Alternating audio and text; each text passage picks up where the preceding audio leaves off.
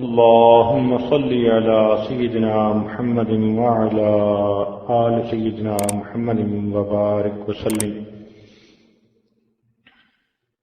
اللهم صل على سيدنا محمد وعلى آل سيدنا محمد وبارك وسلم. اللهم صل على سيدنا محمد وعلى آل سيدنا محمد وبارك وسلم. کعبۃ اللہ بیت اللہ کہا جاتا ہے. بیت اللہ سے مراد اللہ کا گھر. اس کا یہ مطلب نہیں کہ معاذ اللہ کوئی اللہ تعالیٰ اس میں رہتے ہیں، بلکہ اس کا یہ مطلب ہے کہ اللہ رب العزت کی تجلیات ذاتیہ اس جگہ پر وارد ہوتی ہیں. جیسے پر نالے میں سے پانی گر رہا ہوتا ہے، یوں سمجھیے کہ عرش سے اوپر سے تجلیات ذاتیہ کا پرنالہ گر رہا ہے، اور وہ تجلیات بیت المعمور سے ہوتی ہوئی بیت اللہ کے اوپر گر رہی ہیں اور پھر یہاں سے پوری دنیا میں تقسیم ہو رہی ہیں. اس لیے بالفرض بتقدیر اگر کوئی شخص بیت اللہ شریف کے اس کمرے کو ہٹا دے تو بھی یہی جگہ بیت اللہ ہوگی.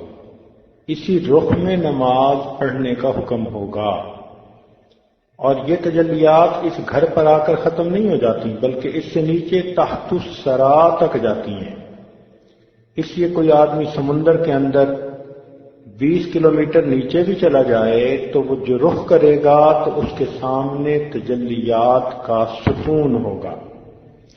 کوئی خلا میں چلا جائے، وہاں بھی اگر وہ سجدہ کرے گا تو اس کے سامنے ان تجلیات کا ستون ہوگا. اصل میں وہ تجلیات ہیں جنہوں نے اس جگہ کو بیت اللہ بنا دیا. اب اللہ تعالیٰ کے اس گھر کا دیدار کرنے کے لیے ہمارے اکابر بڑے ذوق شوق محبت کے ساتھ سفر کر کے آتے تھے، اور پتہ نہیں کتنی دعائیں مانگتے تھے، کتنی قربانیاں ہوتی تھیں، مشکلات سفر کی ہوتی تھیں، پھر جا کر یہاں پہنچنا نصیب ہوتا تھا. کئی تو ایسے تھے کہ ساری زندگی دعائیں مانگتے گزر گئی، تڑپتے گزر گئی، مگر ان کو اس جگہ کا دیدار نصیب نہ ہو سکا. دل میں حسرتیں لے کر چلے گئے.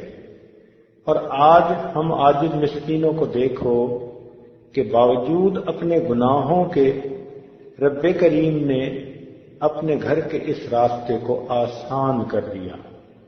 فرق اتنا ہے کہ پہلے راستے کچے ہوتے تھے، مسافر پکے ہوتے تھے.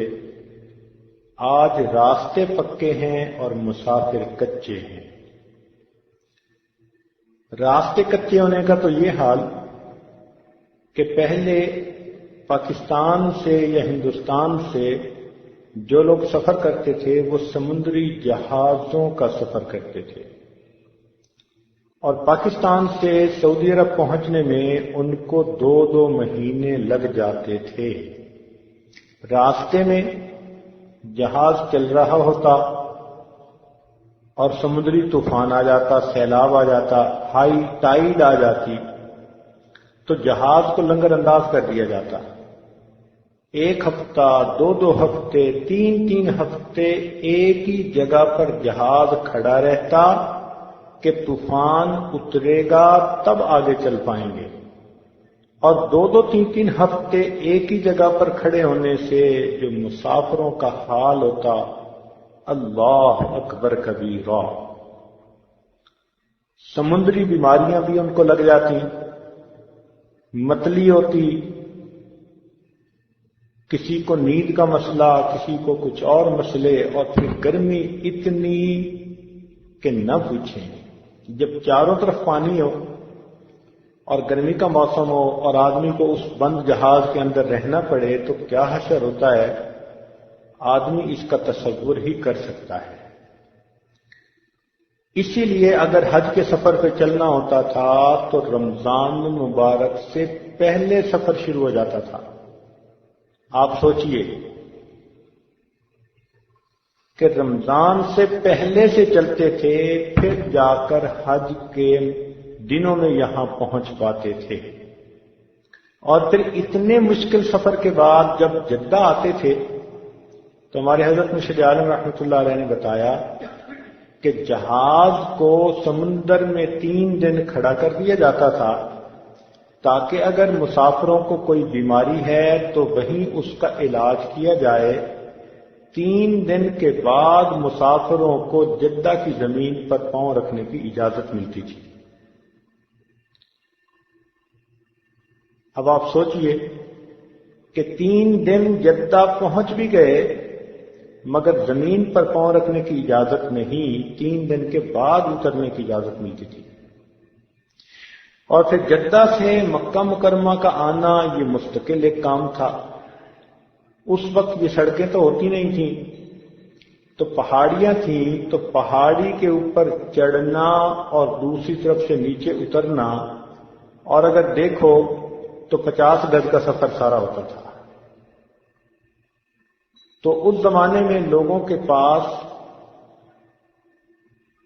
اپنی سواریاں تو ہوتی نہیں تھیں، تو مقامی لوگوں کے پاس اونٹ ہوتے تھے اور وہ کافی کرایہ لیتے تھے. کئی دفعہ اتنا کرایہ ہوتا کہ پورا دے بھی نہیں سکتے تھے. حضرت رحمت اللہ علیہ نے بتلایا کہ ہم لوگ اپنے سامان کو اونٹوں پہ لاد دیتے تھے اور پیدل اونٹ کے ساتھ چلتے تھے اور 3 دن میں جدہ سے مکہ مکرمہ پہنچتے تھے.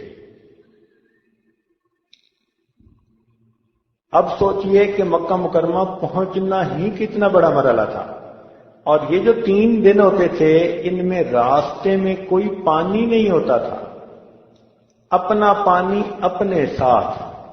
اب سوچئے 3 دن میں طہارت کے لیے کتنا پانی چاہیے، وضو کے لیے کتنا چاہیے، پینے کے لیے کیا چاہیے. یہ پانی بھی ساتھ ہوتا تھا. راستے میں خشک پہاڑیاں، کہیں سایہ نہیں، اور دھوپ میں یہ سارا سفر کرنا ہوتا تھا. کوئی درمیان میں چائے کے ہوٹل نہیں تھے، کوئی اچھا کھانا نہیں تھا، کوئی کالا پانی نہیں ملتا تھا پینے کے لیے. تو انسان کو بہت تنگی کے بعد مکہ مکرمہ میں آنا نصیب ہوتا تھا. اور یہاں مکہ مکرمہ رہتے ہوئے بھی مجاہدہ ہوتا تھا.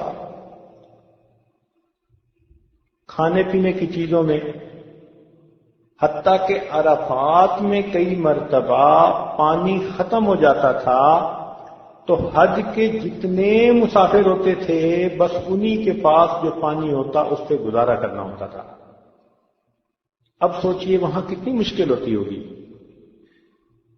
الحمدللہ آج اللہ رب العزت نے کتنی آسانیاں کر دیں کہ ہم لوگ ایئر کنڈیشنر ہوائی جہازوں میں بیٹھتے ہیں اور 4 گھنٹے کے اندر جدہ اتر آتے ہیں، اور وہاں ایئر کنڈیشن کمروں میں رہتے ہیں، اور 4 گھنٹے میں ساری کارروائی مکمل ہو کر ہم دوبارہ ایئر کنڈیشن بس میں بیٹھ چکے ہوتے ہیں.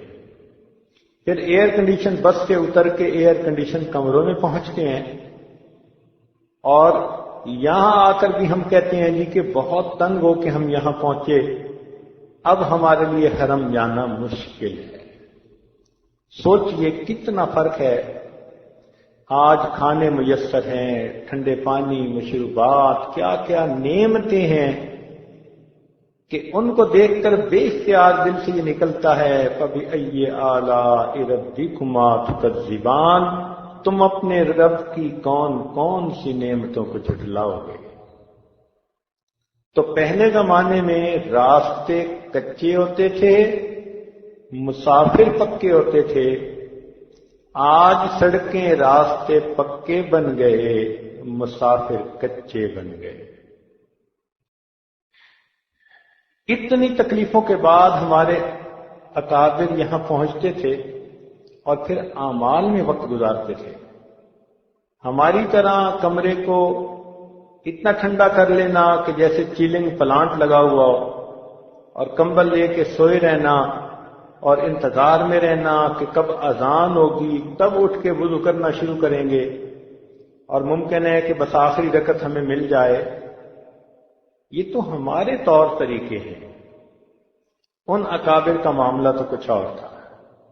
چنانچہ جار اللہ زمخشری رحمۃ اللہ علیہ، جنہوں نے تفسیر کشاف لکھی، وہ جب آئے تو بیت اللہ کے پاس ہی ہر وقت رہتے تھے، اتنا رہتے تھے کہ عربوں نے ان کو جار اللہ کہنا شروع کر دیا۔ جار اللہ کا مطلب ہوتا ہے اللہ کا پڑوسی۔ اب سوچئے انہوں نے بیت اللہ کے پاس کتنا وقت گزارا ہوگا کہ لوگوں نے ان کو اللہ کا پڑوسی کہنا شروع کر دیا۔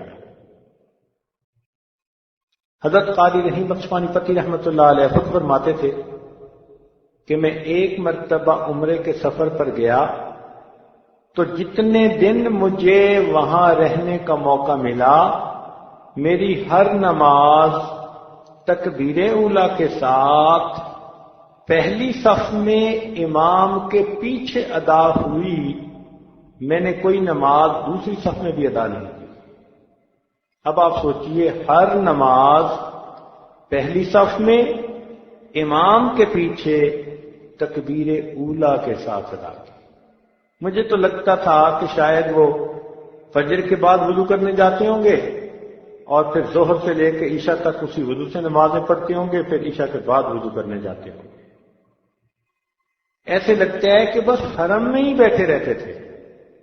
تو ہمارے بزرگوں نے دیکھیے ایسے یہاں وقت گزارا۔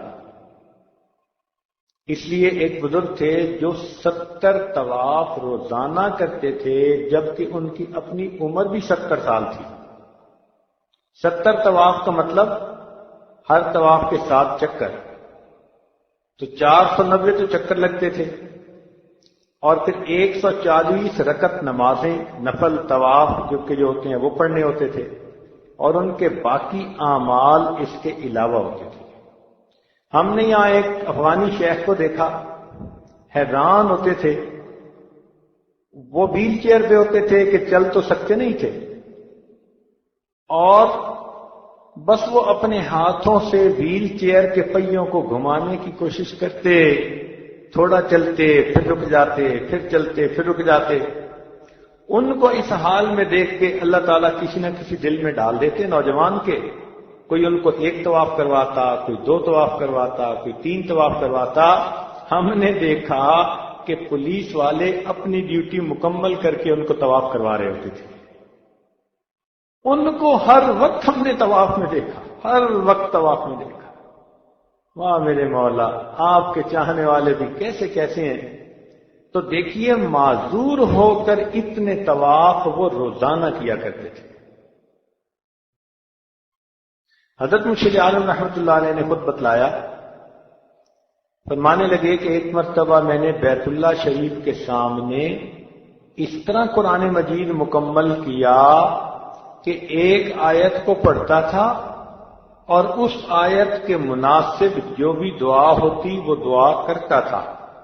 مثلا بشارت کی آیت ہے تو اللہ سے نعمتیں مانگتا، جنت مانگتا، ڈرانے والی آیت ہے تو دوزخ سے پناہ مانگتا۔ ہر آیت سے متعلقہ میں دعا مانگتا، اور اس طرح ایک آیت پر دعا مانگتے مانگتے میں نے بیت اللہ شریف کے سامنے پورے قرآن مجید کو مکمل پڑھا۔ آج ہم تو ایک قرآن پاک پڑھ ہی نہیں پاتے، وہ ہر آیت پہ دعائیں مانگتے تھے۔ اب سوچئے کہ ہماری زندگی میں اور ان کی زندگیوں میں کتنا فرق ہے۔ تو اس لیے یہ عاجز کر رہا ہے کہ پہلے راستے کچے ہوتے تھے، مسافر پکے ہوتے تھے، آج راستے پکے ہو گئے، مسافر کچے ہو گئے۔ اور پھر جو لوگ آتے تھے وہ اللہ سے لو لگاتے تھے۔ سالم بن عبداللہ رحمۃ اللہ علیہ کے بارے میں آتا ہے کہ بیت اللہ شریف کا طواف کر رہے تھے، وقت کا حاکم ملا، کہنے لگا کہ سالم آپ بتاؤ میں آپ کے لیے کیا کر سکتا ہوں۔ انہوں نے معذرت کر دی، وہ کہنے لگا نہیں آپ مانگیں جو مانگتے ہیں۔ تو انہوں نے بیت اللہ کی طرف اشارہ کر کے کہا کہ خدا کے بندے، اس گھر کے پاس آ کے بھی میں تجھ سے کچھ مانگوں گا؟ تو وہ بڑا شرمندہ ہوا جو حاکم تھا۔ سالم بن عبداللہ رحمۃ اللہ نے اپنا طواف مکمل کیا، اور طواف مکمل کر کے جب حرم سے باہر نکلے تو وہ حاکم انتظار میں تھا۔ وہ بھی اس وقت باہر نکلا، پھر ملا، اور پھر مل کے کہنے لگا اچھا جی اب تو حرم سے باہر آ گئے، اب آپ مجھ سے مانگے۔ تو سالم رحمۃ اللہ نے فرمایا کہ بھئی بتاؤ میں آپ سے دین مانگوں یا دنیا مانگوں؟ تو وہ حاکم دین تو کہہ نہیں سکتا تھا، اس لیے کہ دین میں تو سالم بن عبداللہ رحمۃ اللہ علیہ بہت نیک لوگوں میں تھے، بڑے ہوئے تھے، اپنے وقت کے بڑے اکابرین میں سے تھے۔ تو اس نے آگے سے جواب دیا جی آپ مجھ سے دنیا مانگے۔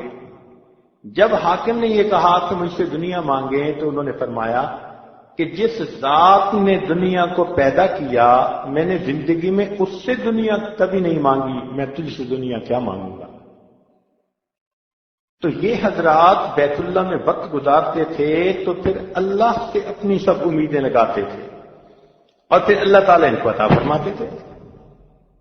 تو مجاہدے تو وہ کرتے تھے مگر مشاہدے بھی انہی کو ہوتے تھے۔ آج اگر مجاہدہ نہیں تو پھر مشاہدہ بھی تو نہیں ہے۔ دن گزر جاتے ہیں اور جیسے آتے ہیں ویسے کے ویسے رہتے ہیں، اپنے دل میں کوئی تبدیلی محسوس نہیں ہوتی۔ یہ جو شکوہ ہوتا ہے نا جی کہ ہمیں تو اپنے اندر کچھ محسوس نہیں ہو رہا، اصل میں کہنے والا کہہ رہا ہوتا ہے جی میں کیا کروں، میری آنکھوں پہ پٹی بندھی ہوئی ہے، مجھے کچھ نظر ہی نہیں آ رہا۔ آنکھ والا تیرے جلووں کا تماشا دیکھے، دیدہ ایک اور کو کیا آئے نظر کیا دیکھے۔ اس وقت مجاہدہ تو بہت ہوتا تھا، اتنا مجاہدہ کہ حضرت رحمت اللہ علیہ نے ایک مرتبہ فرمایا کہ ہم لوگ تربوز خربوز کے چھلکے کو کھا کر جب اس کے چھلکے پھینکتے تھے تو مقامی بچے آپس میں جھگڑا کرتے تھے کہ اس کو اٹھا کے میں کھاؤں گا یا اس کو اٹھا کے میں کھاؤں گا۔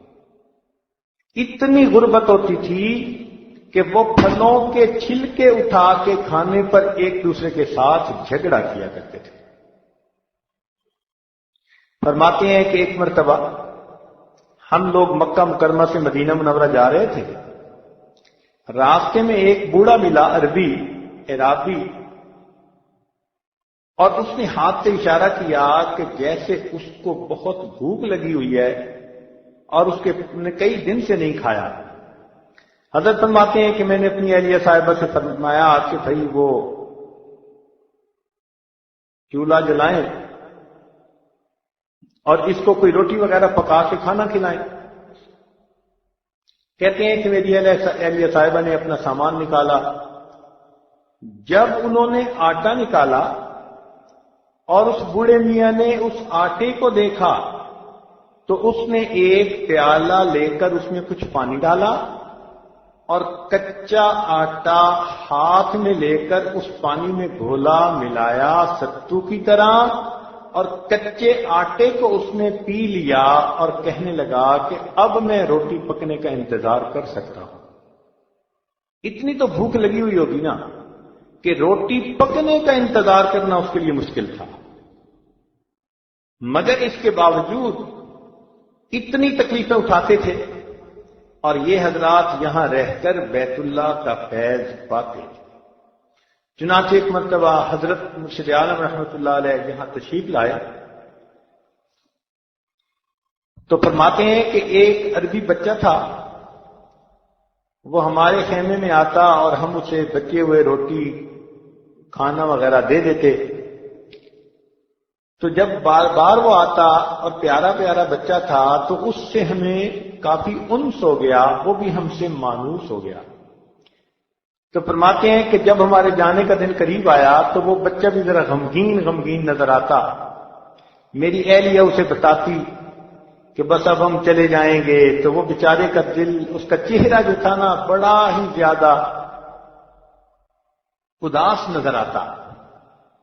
تو فرمانے لگے کہ ایک دن میری اہلیہ نے اس سے کہا کہ اچھا اگر تو ہمارے ساتھ آنا چاہے ہم تجھے اپنا بیٹا بنا لیتے ہیں، تو ہمارے ساتھ چل، وہاں ہمارے ملک میں تو بجلی کے پنکھے بھی ہیں، اور کھانے پینے کی ساری نعمتیں بھی ہیں، ہم تجھے پڑھائیں گے بھی اور پالیں گے بھی اور تجھے اپنے بچوں کی طرح رکھیں گے، اور تجھے ایسی ایسی کھانے پینے کی ہر نعمت وہاں ملے گی۔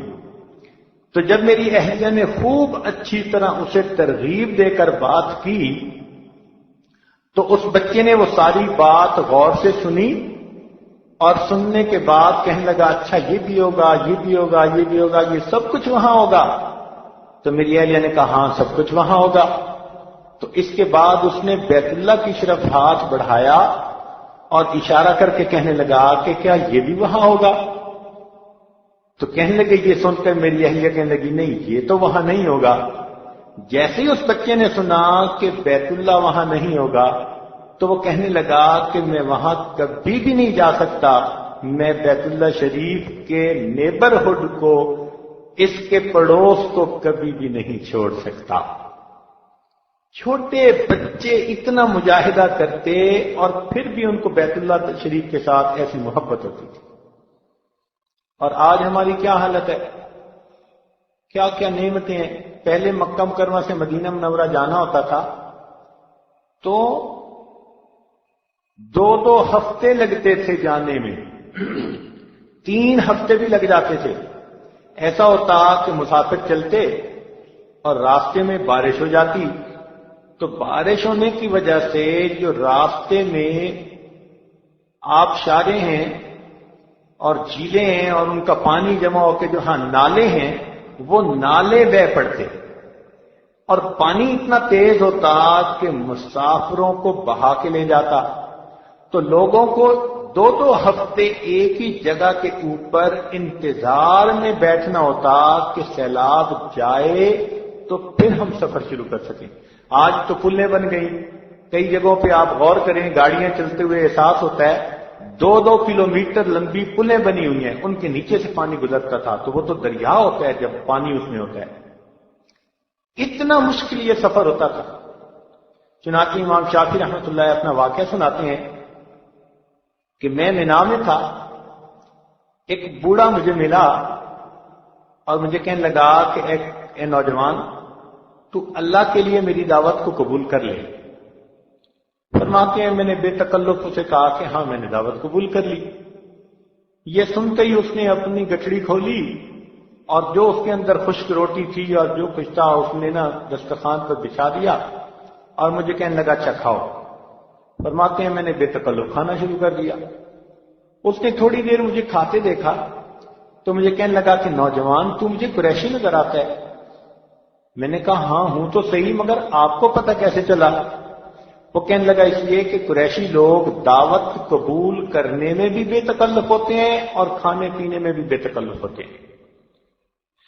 کہنے لگے کہ میں نے اس سے پوچھنا شروع کیا جی آپ کہاں سے آئے؟ اس نے کہا جی مدینہ طیبہ سے۔ تو میں نے امام مالک رحمۃ اللہ علیہ کی باتیں سنی ہوئی تھی، تو میں نے اس سے پوچھنا شروع کر دیا کہ مجھے امام مالک رحمۃ اللہ علیہ کی باتیں سناؤ۔ اس نے بتایا کہ وہ مسجد نبوی میں درس حدیث دیتے ہیں اور پڑھاتے ہیں اور وہ تو امام دار الہجرہ ہیں۔ بڑی باتیں کہیں۔ میرے شوق کو دیکھ کر بوڑھے نے کہا کہ اگر تم ان سے ملنا چاہو تو ہمارے پاس ایک اونٹ ہے جس کا سوار واپس نہیں جائے گا، تو ہم آپ کو اس اونٹ پہ بٹھا دیں گے، تم ہمارے ساتھ پہنچ جاؤ گے۔ فرماتے ہیں میں نے ارادہ کر لیا، میں قافلے والوں کے ساتھ مکہ مکرمہ سے مدینہ طیبہ چلا، 16 دن میں سفر مکمل ہوا، مگر 16 دن میں نے 16 قرآن مجید مکمل پڑھ لیے۔ اب آپ غور کیجئے کہ وہ 16 دن سفر کرتے تھے اونٹ کا اور 16 دن میں 16 قرآن مجید پڑھ لیا کرتے تھے، اور آج ہم 16 دن گزار کے جاتے ہیں اور ایک قرآن مجید پورا نہیں پڑھ جاتے۔ ہماری بے توفیقی کا حال بھی دیکھیں، غفلت کا بھی حال دیکھیں کہ یہاں آ کر بھی ہمیں ان اعمال کی اتنی توفیق نہیں ہوتی، اس لیے پھر ہمیں کچھ نظر بھی نہیں آتا۔ کسی نے کہا نشود نصیب دشمن کہ شود ہلاک تیغت، کہ دشمن کے یہ نصیب میں ہی نہیں تھا کہ وہ محبوب تیری تیغ سے ہلاک ہو. نشود نصیب دشمن کہ شود ہلاک تیغت، سر دوستاں سلامت کہ تو خنجر آزمائی. دوستوں کے سر سلامت رہیں کہ ان پہ تو خنجر کو آزماتا ہے. یعنی اللہ تعالیٰ مجاہدے بھی اپنے پیاروں پہ بھیجتا ہے. نشود نصیب دشمن کہ شود ہلاک تیغت، سر دوستاں سلامت کہ تو خنجر آزمائی. بطواف کعبہ رفتم بحرم رحم نداند، کہ میں طواف کے لیے جب گیا تو مجھے کعبے کے اندر کوئی راستہ نہ ملا. جب مجھے کعبے کا راستہ ہی نہ دکھایا گیا تو ایک آواز آئی کہ برونچ کار کر دی کہ درون خانہ آئی. آنے والے مسافر، تم باہر کیا کرتوت کرتے پھرے ہو، اب میرے ساتھ میرے گھر میں آنا چاہتے ہو. تو ہم بھی تو سوچیں نا کہ ہم باہر کیسی زندگی گزار کے آئے جو اب اللہ کے گھر میں آ کے اللہ کی خاص تجلیات کے دیکھنے کے حقدار بن جاتے ہیں. کاش اس دل کو ہم نے سنوارا ہوتا، اس کو غیر سے خالی کر لیا ہوتا، اس کو اجلا بنا لیا ہوتا، تو جب یہاں آتے تو پھر آ کر ہمیں اللہ رب العزت کی تجلیات کا دیدار نصیب ہو جاتا. ہمارے اکابر اس کے لیے محنتیں کرتے تھے. آنکھ والا تیرے جلووں کا تماشا دیکھے، دیدہ کور کو کیا آئے نظر کیا دیکھے. انسان تو انسان، یہاں تو ہمیں پرندے بھی طواف کرتے کئی دفعہ نظر آتے ہیں. شام کے وقت آپ ذرا اوابیلوں کو دیکھیں، ان کے غول کے غول، جھنڈ کے جھنڈ ایسے باجماعت بیت اللہ شریف کے گرد گھوم رہے ہوتے ہیں، چاروں طرف گھوم رہے ہوتے ہیں. حیران ہوتے ہیں کئی مرتبہ کہ شاید ان پرندوں کو بھی وہ نور نظر آتا ہوگا اور اس نور کے گرد یہ بھی چکر لگا رہے ہوں گے. کبوتر کئی مرتبہ چکر لگاتے نظر آتے ہیں. حالانکہ عام طور پر عقل یہ کہتی ہے کہ 500 کبوتر ایک جگہ پر کئی مرتبہ اترتے ہیں، تو ان کے لیے تو سب سے آرام دہ جگہ وہ تو بیت اللہ شریف کی چھت ہے. تو یہ سارے 500 کبوتر اگر بیت اللہ شریف کی چھت پہ رہنا شروع کر دیں تو پھر تو بیت اللہ شریف کی چھت جو ہے ان کی بیٹوں سے بھر جائے. مگر ایسا نہیں ہوتا. بیت اللہ شریف کی چھت پر کبھی کبھی کوئی ایک آدھ پرندہ نظر آتا ہے، اور وہ بھی مقامی لوگوں کے بقول بیمار ہوتا ہے. جیسے بیمار آدمی نہانے کے لیے واش روم میں چلا جاتا ہے، پانی کی شاور لے لیتا ہے، یوں لگتا ہے کہ جیسے یہ پرندے بیمار ہوتے ہیں تو یہ بھی نور کی شاور لینے بیت اللہ کی چھت پہ جا کے بیٹھ جاتے ہیں، صحت یاب ہو جاتے ہیں، تو پھر ان کا چکر لگانا شروع کر دیتے ہیں. بلکہ مقامی بندوں نے بتایا کہ انہوں نے کئی مرتبہ بلیوں کو طواف کرتے دیکھا. ہمیں بھی آج صبح ایک بلی بیت اللہ میں نظر آئی، یعنی حرم میں نظر آئی. تو ایک قریبی بزرگ تھے، ساتھ بیٹھے ہوئے تھے، وہ فرمانے لگے کہ ہم نے بھرپور مجمع کے اندر ایک بلی کو طواف کا پورا چکر لگاتے ہوئے دیکھا. حالانکہ اتنے مجمع میں بلی کا کیا کام، مگر جیسے لوگ چل رہے ہیں بلی بھی ان کے ساتھ چل رہی ہے اور وہ بھی اسی طرح طواف کا چکر لگا رہی ہے. واہ میرے مولا، تیرے چاہنے والے فقط انسانوں میں ہی نہیں حیوانوں میں بھی موجود ہیں. توحید.com ہم ہوئے تم ہوئے کہ میر ہوئے، اس کی زلفوں کے سب اسیر ہوئے. سچی بات کہتا ہوں، دل کی بات کہتا ہوں کہ اس دنیا میں جتنا اللہ رب العزت کو چاہا گیا جتنا اللہ رب العزت سے محبت کی گئی، جتنا اللہ رب العزت کو تنہائیوں میں پکارا گیا، جتنا اس کے سامنے دامن پھیلائے گئے، جتنا اسے خلوتوں میں یاد کیا گیا، اور جتنا اس کی محبت میں آنسو بہائے گئے، اور جتنا اس کی محبت میں گردنیں کٹوائی گئیں، کوئی اور ہستی جہان میں ایسی نہیں کہ مخلوق نے محبت کسی کو اتنی زیادہ دی ہو۔ یہ شان فقط اس پروردگار عالم کی ہے کہ مخلوق اس پہ قربان ہوئی جا رہی ہے۔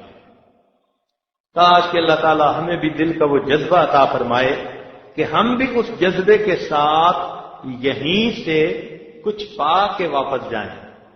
کچھ چیزیں رکاوٹ بن جاتی ہیں، مثال کے طور پر حدیث پاک میں آتا ہے ایک آدمی غلاف کعبہ کو پکڑ کے دعائیں مانگ رہا ہے اور یا رب یا رب کہہ رہا ہے، مگر وہ ملبسہ حرام، اس کا لباس حرام کا، اس کا کھانا حرام کا، تو فرمایا کہ اس کی دعائیں کیسے قبول ہوں گی؟ اور ابوالحسن شاذلی رحمۃ اللہ علیہ فرماتے ہیں، نہیں شیخ شہاب الدین سہروردی رحمۃ اللہ علیہ فرماتے ہیں کہ میں نے ایک نوجوان کو دیکھا کہ جو بیت اللہ شریف کے غلاف کو پکڑ کے دعائیں مانگ رہا تھا، اور اس کے دل میں نیت تھی کہ کاش بصرہ والے مجھے دیکھ لیتے میں کیسی دعائیں مانگ رہا ہوں۔ یعنی اندازہ لگائیے کہ وہ غلاف کعبہ کو پکڑ کے دعائیں مانگ رہا ہے، رو رہا ہے، مگر اس کے نفس کی خواہش یہ ہے کہ میرے ساتھ جو بصرہ سے لوگ آئے ہیں وہ کبھی مجھے اس حال میں دیکھتے تو اس کا یہ رونا اللہ کے لیے نہ ہوا، یہ رونا مخلوق کے لیے ہوا، اس رونے کو رد کر دیا جائے۔ کتنے افسوس کی بات ہے، اتنا سفر کر کے مشقتیں اٹھا کے اگر یہاں پہنچے تو کیا لوگوں کو دکھانے کے لیے ہم نے یہ نفلیں پڑھنی ہیں، دعائیں مانگنی ہیں، طواف کرنے ہیں، بار بار جانے ہیں؟ نہیں نہیں، ہرگز نہیں۔ ہم اپنی نیتوں کو ٹھیک کر لیں کہ ہم نے تو ہر عمل اللہ رب العزت کی رضا کے لیے کرنا ہے۔ حضرت مرشد عالم رحمۃ اللہ علیہ فرماتے تھے کہ مجھے جو بھی فیض ملا یہ مرکز تجلیات سے ملا، یعنی بیت اللہ شریف سے ملا۔ اور واقعہ یہ سنایا کرتے تھے کہ ایک مرتبہ حضرت خواجہ محمد عبد المالک صدیقی رحمۃ اللہ علیہ امام العلماء والصلحاء ایک مرتبہ مطاف میں تھے اور جماعت کے بھی چند حضرات ساتھ تھے۔ حضرت طواف کر رہے تھے اور جماعت کے لوگ بھی پیچھے پیچھے طواف میں مصروف تھے۔ اس دوران بیت اللہ شریف کا دروازہ کھولا گیا اور جو کھولنے والا دربان تھا اس نے حضرت کو دیکھ کر کہا کہ آپ اندر جانا چاہتے ہیں تو اے شیخ آپ چلے جائیں۔ فرماتے ہیں کہ حضرت نے مجھے بھی اشارہ کر دیا کہ آؤ، چنانچہ میں بھی حضرت کے پیچھے۔ ایک اور آدمی جو عربی نظر آتا تھا وہ بھی پیچھے آ گیا۔ فرماتے ہیں کہ بیت اللہ شریف کے اندر داخل ہو کر ہم نے 2 رکعت نفل پڑھے، دعا مانگی۔ میرے دل میں اس وقت ایک تمنا پیدا ہوئی، میں نے حضرت سے عرض کیا کہ حضرت مجھے آپ اس مرکز تجلیات کے اندر بیعت فرما لیں۔ تو فرماتے ہیں کہ حضرت نے میری درخواست کو قبول کر لیا اور مجھے بیعت کے کلمات اندر بیت اللہ کے پڑھانے شروع کر دیے۔ وہ جو عربی آدمی نظر آتا تھا اس نے بھی درخواست کی کہ مجھے بیعت کر لیں، مگر حضرت نے کہا کہ بھائی آپ اس دیش کے رہنے والے ہیں اور میں تو کسی اور جگہ کا رہنے والا ہوں، ہمارا آپس میں ربط نہیں رہ سکے گا، اس لیے آپ کسی مقامی شیخ سے بیعت ہو جائیں۔ فرماتے ہیں اس کے بعد ہم نے مراقبہ کیا۔ مراقبے میں مجھے یوں لگا کہ وہ جو عربی آدمی تھا وہ مجھے کہہ رہا ہے کہ دیکھ رہے ہو، تو میں کیا دیکھ رہا ہوں کہ اس کے ہاتھ میں مٹھی میں مٹی ہے اور وہ اس مٹی کو پھینکنا چاہتا ہے۔ جب میں نے کہا کہ ہاں دیکھ رہا ہوں تو اس نے مٹی کو پھینکا اور وہ مٹی اڑتے اڑتے اڑتے دریاؤں سے اور کھیتوں سے، پہاڑوں سے، سمندروں سے اوپر جا کر ایک دور بڑی خوبصورت جگہ تھی وہاں جا کے گری۔ فرماتے ہیں بھائی اتنی دیر مراقبہ تھا اور اتنی دیر میں حضرت نے دعا کروا دی۔ جب نیچے اترنے لگے بیت اللہ شریف کی سیڑھیاں، تو سیڑھیوں کے درمیان حضرت نے مجھے فرمایا کہ ابدال نے تمہیں کیا کہا؟ حضرت فرماتے ہیں کہ مجھے تو نہیں اندازہ تھا، میں تو سمجھ رہا تھا کہ مراقبے میں اونگ آ گئی اور اونگ میں میں نے یہ کوئی خواب دیکھا ہے، لیکن جب حضرت نے پوچھا تو میں نے حضرت کو پوری تفصیل بتا دی کہ میں نے یوں دیکھا۔ حضرت فرمانے لگے کہ وہ جو آدمی بیعت ہونا چاہتا تھا وہ ابدال تھا، اور اس کو بیعت سے انکار جو میں نے کر دیا، تو اب میرا فیض تمہارے ذریعے سے پوری دنیا میں جائے گا، جہاں تک تم نے مٹی کو جاتے دیکھا وہاں تک اللہ تعالیٰ تمہیں پہنچائیں گے۔ تو حضرت فرماتے ہیں کہ مجھے تو ان باتوں کی سمجھ ہی نہیں تھی اس وقت، میں نے کہا پتہ نہیں یہ کیسے ہوگا۔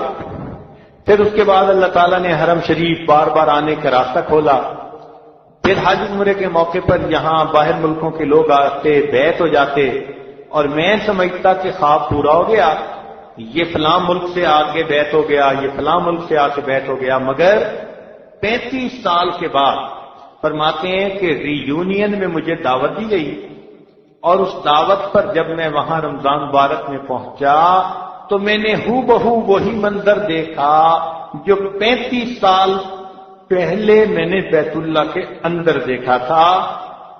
اللہ تعالیٰ نے دین کی دعوت کے لیے مجھے اس جگہ تک پہنچا دیا۔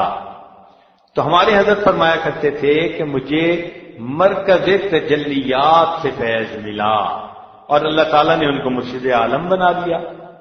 آج ہم بھی اسی جگہ آئے ہوئے ہیں، تو کیا ہم اپنا دل دھو کے نہیں جا سکتے؟ یقینی بات ہے کہ دھو کے جا سکتے ہیں، اس کے لیے تھوڑی اور ہمت کر لیں، کوشش کر لیں، اللہ کو منا لیں۔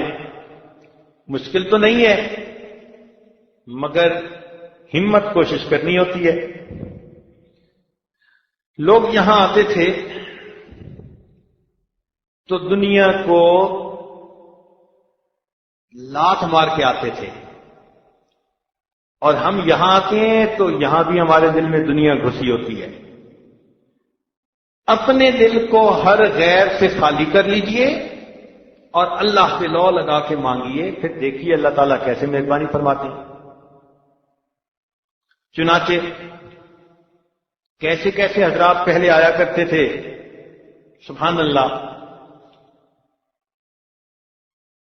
مالک بن دینار رحمۃ اللہ علیہ فرماتے ہیں کہ میں ایک مرتبہ گرمی کے موسم میں دوپہر کے وقت گھر سے باہر نکلا، اتنی گرمی تھی کہ جیسے سورج آگ برسا رہا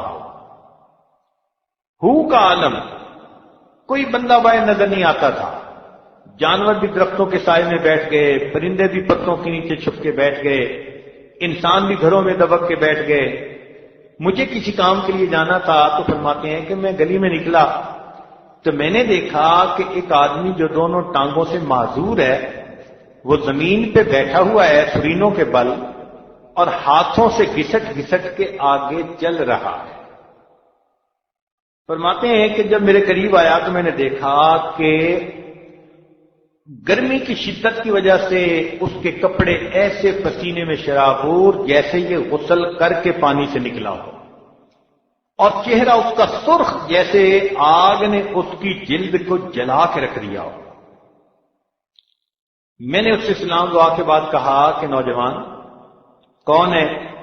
اس نے کہا میں فلاں جگہ سے چلا ہوں اور میرا حج پہ جانے کا ارادہ ہے۔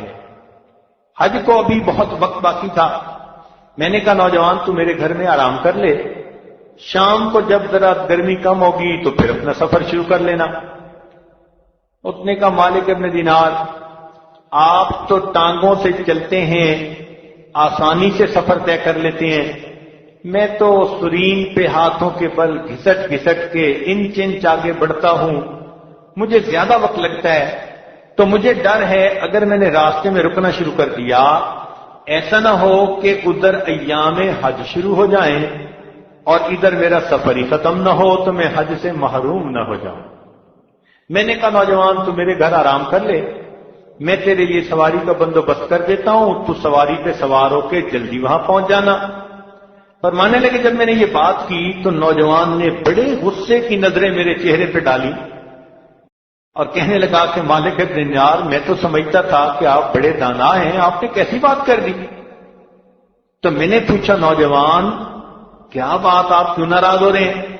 تو نوجوان آگے سے کہنے لگا کہ دیکھیں، اگر کوئی غلام اپنے مولا کو ناراض کر بیٹھے، اگر کوئی غلام اپنے آقا کو ناراض کر بیٹھے اور پھر غلام دل میں ارادہ کرے کہ میں جاؤں اپنے مولا سے معافی مانگنے کے لیے، اس کو منانے کے لیے، تو مالک ابن دینار مجھے بتاؤ، غلام کو پیدل جانا اچھا لگتا ہے یا سواریوں پہ سوار ہو کے شام سے جانا اچھا لگتا ہے؟ تو میں نے کہا کہ پیدل جانا اچھا لگتا ہے۔ کہنے لگا بس میں بھی گھسٹ کے اپنے رب کے در تک جانا چاہتا ہوں۔ یہ کہہ کے وہ چلا گیا اور اس نے میری پرواہ ہی نہیں کی۔ فرماتے ہیں اللہ کی شان دیکھیے کہ اسی سال مجھے بھی حج بیت اللہ کی سعادت ملی۔ وقوف عرفات کے بعد جب ہم منا آئے تو میں نے رمی جمار سے فارغ ہوا، شیطانوں کو کنکریاں مار کے، تو دیکھا کہ کچھ لوگ ہیں جو گھیرا کر کے کھڑے ہیں۔ تو میں نے پوچھا بھئی کیا بات؟ کہنے لگے ایک نوجوان ہے جو اللہ سے دعائیں مانگ رہا ہے اور ہم کھڑے سن رہے ہیں۔ میں نے کہا ذرا مجھے بھی دیکھو بھئی، راستہ دے دو۔ تھوڑا راستہ جو دیا تو میں نے دیکھا وہی نوجوان احرام باندھا ہوا ہے اور ارد گرد سے بے خبر ہے، اور اپنے مولا سے اس نے تار جوڑی ہوئی ہے اور اپنے دل کی مناجات اپنے رب کو سنا رہا ہے، اور یوں کہہ رہا ہے کہ اے اللہ میں نے تیرے گھر کا طواف بھی کر لیا، اللہ وقوف عرفات بھی کر لیا، اے اللہ میں نے شیطان کو کنکریاں مار کے اپنی بیزاری کا اعلان بھی کر دیا، اللہ اب قربانی کا وقت ہے۔ یہ ارد گرد جتنے بھی لوگ کھڑے ہیں صاحب استطاعت ہیں، یہ جائیں گے اور جانوروں کو قربان کریں گے۔ اللہ تو جانتا ہے میں فقیر ہوں، میرے جسم پہ کپڑوں کے سوا میرے پاس کچھ بھی نہیں، اے اللہ آج اس موقع پر میں اپنی جان کا نذرانہ آپ کو پیش کرنا چاہتا ہوں، اللہ یہ نذرانہ قبول کر لیجئے۔ یہ کہہ کے اس نوجوان نے کلمہ پڑھا اور اپنی جان آوری کے سپرد کر دی۔ توحید-سنت.com جن کو اللہ رب العزت سے سچی محبت ہوتی ہے وہ آتے ہیں تو ان جگہوں پر ان کی یہ کیفیات ہوتی ہے۔ چنانچہ آج ہم تو جہازوں کے سفر کر کے آئے بیٹھے ہیں نا۔ ابراہیم بن ادم رحمۃ اللہ علیہ وقت کے بادشاہ ہیں، اللہ نے ان کا دل کھول دیا، اللہ والوں کی صحبت میں گئے، دنیا بدل گئی۔ کہتے ہیں کہ انہوں نے بلخ سے مکہ مکرمہ کا سفر اس طرح کیا کہ قدم اٹھاتے اور 2 رکعت نفل پڑھتے، پھر اگلا قدم اٹھاتے پھر 2 رکعت نفل پڑھتے۔ 2.5 سال لگ گئے اپنے گھر سے بیت اللہ شریف آتے ہوئے، اور یہاں آ کے جب انہوں نے طواف کیا تو مقام ابراہیم پہ نفل پڑھ کے دعا مانگی، اللہ لوگ تو پیدل چل کے تیرے گھر کے دیدار کے لیے آتے ہیں اور میں تو پلکوں کے بل چل کے تیرے گھر کے دیدار کے لیے حاضر ہوا ہوں۔ اب سوچئے نہ ذرا ان کے عمل کو، جس نے ہر قدم پہ 2 رکعت نفل پڑے ہوں گے، واقعی وہ پلکوں کے بل چل کے اپنے محبوب کا گھر دیکھنے کے لیے آیا، تو پھر ان کی کیفیات پھر کیسی ہوں گی؟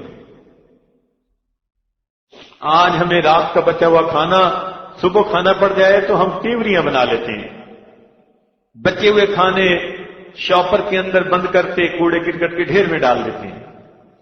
ہمارے ناز نخلوں کا کیا کہنا، پانی ملتا ہے ہم کہتے ہیں ٹھنڈا پانی نہیں ہے، پانی ملتا ہے تو کہتے ہیں نہیں جی مشروب نہیں ہے، اور پھر توقع کرتے ہیں کہ ان اللہ والوں کی جو کیفیات ہوتی تھی وہ یہاں آ کر ہماری بھی ہونی چاہیے۔ ہمیں چاہیے کہ پھر ہم بھی اسی محبت کے ساتھ یہاں اعمال کریں۔ چنانچہ حسن بصری رحمۃ اللہ علیہ فرماتے ہیں کہ ایک مرتبہ میں بیت اللہ شریف کا طواف کر رہا تھا، توجہ فرمائیے گا، فرماتے ہیں میں نے ایک نوجوان لڑکی کو دیکھا کہ بہت ہی عاشقانہ اشعار پڑھ رہی ہے اور بلند آواز سے جہرن پڑھ رہی ہے، تو مجھے برا لگا کہ نوجوان بچی کو تو ایسے عاشقانہ اشعار نہیں پڑھنے چاہیے، تو میں نے اس کو منع کیا کہ بچی تو جوان العمر نظر آتی ہے، تیرا اس طرح عاشقانہ اشعار پڑھنا ایسے محبت میں بہت ہی گرم گرم جذبے والے جو اشعار ہوتے ہیں وہ تو مناسب نظر نہیں آتا۔ فرماتے ہیں جب میں نے اسے ٹوکا تو وہ میری طرف متوجہ ہو کر کہنے لگی کہ حسن مجھے اتنا بتا دیں، آپ اس بیت کا طواف کر رہے ہیں یا رب البیت کی تجلیات کا طواف کر رہے ہیں؟ جب اس نے مجھ سے یہ سوال پوچھا تو میں نے اس کو جواب دیا کہ اے بچی، میں تو اسی بیت کا طواف کر رہا ہوں۔ جب میں نے یہ کہا تو وہ مسکرا کر کہنے لگی کہ اچھا، جن کے دل پتھر ہوتے ہیں وہ پتھر کے گھر کا طواف کرتے ہیں، اور جن کے دل زندہ ہوتے ہیں وہ تو ان تجلیات کا طواف کر رہے ہیں۔ کاش اللہ تعالی ہمیں بھی وہی جذبہ عطا فرما دے، اور ہم بھی جانے سے پہلے کچھ یہاں پہ اللہ سے مانگ کے جائیں، کچھ منوا کے جائیں، کچھ مانگ کے جائیں اور کچھ منوا کے جائیں۔ 2 دن رہ گئے، آج بھی کچھ دوست کہہ رہے تھے کہ جی بس اب تو جانے کا وقت قریب آ گیا۔ تو جب انہوں نے کہہ دیا کہ جانے کا وقت قریب آ گیا تو میں اپنے تصور میں سوچ رہا تھا، عشق کو حسن کے انداز سکھا لوں تو چلوں، عشق کو حسن کے انداز سکھا لوں تو چلوں، منظر کعبہ نگاہوں میں بسا لوں تو چلوں، عشق کو حسن کے انداز سکھا لوں تو چلوں، منظر کعبہ نگاہوں میں جما لوں تو چلوں، در کعبہ سے پھر ایک بار لپٹ کر رو لوں، اور کچھ اشک ندامت کے بہا لوں تو چلوں۔ اللہ رب العزت ہمیں اس بقیہ وقت کے اندر جی بھر کر عبادت کرنے کی توفیق عطا فرمائے، اور اللہ تعالی ہمیں مغفرت کے ساتھ، عافیت کے ساتھ، ایمان و ہدایت پر استقامت کے ساتھ اللہ تعالی واپس لوٹائے۔ وآخر دعوانا ان الحمد للہ رب العالمین۔ تھوڑی دیر کے لیے مراقبہ کر لیجیے۔ لا الہ الا اللہ محمد رسول اللہ۔ دعا کر لیجیے۔ سبحان ربی العظیم، اللہم صلی علی سیدنا محمد وعلی آل سیدنا محمد وبارک وسلم۔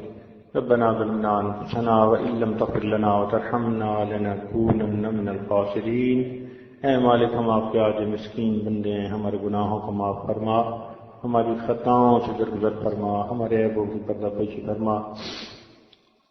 رب کریم ہمارے گناہوں کو معاف فرما، خطاؤں سے درگزر فرما، جسمانی بیماریوں کو دور فرما، روحانی بیماریوں کو دور فرما۔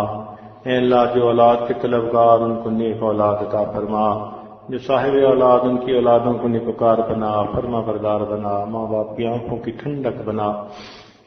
اے اللہ، ہمارے سوئے ہوئے دلوں کو جگا، ہمارے مرے ہوئے دلوں کو زندہ فرما۔ اللہ، ہمارے کالے دلوں کو اجلا فرما۔ اللہ، ہمارے کالے دلوں کو منور فرما۔ رب کریم، اپنی رحمت سے ہماری جھولیوں کو لبریز فرما۔ اے اللہ، کرم کا معاملہ فرما۔ اے اللہ، بار بار اپنے گھر کا دیدار عطا فرما، اپنے محبوب صلی اللہ علیہ وسلم کے در کی حاضری نصیب فرما۔ اللہ، ہمارے سفر کو قبول فرما اور مقبول سفر کا اجر اور بدلہ نصیب فرما۔ ہماری تمام غفلیں کوتاہیاں اللہ سب معاف فرما۔ اللہ، ہم سے ایک دوسرے کے آداب کے اندر جو کوتاہیاں ہوئی ان کو بھی معاف فرما۔ اے اللہ، جو وقت باقی ہے اس کو ٹھیک اعمال کے ساتھ صحیح طرح کمانے کی توفیق نصیب فرما۔ صلی اللہ تعالی علی حبیبہ سیدنا محمد وآلہ واصحابہ اجمعین برحمتک یا ارحم الراحمین۔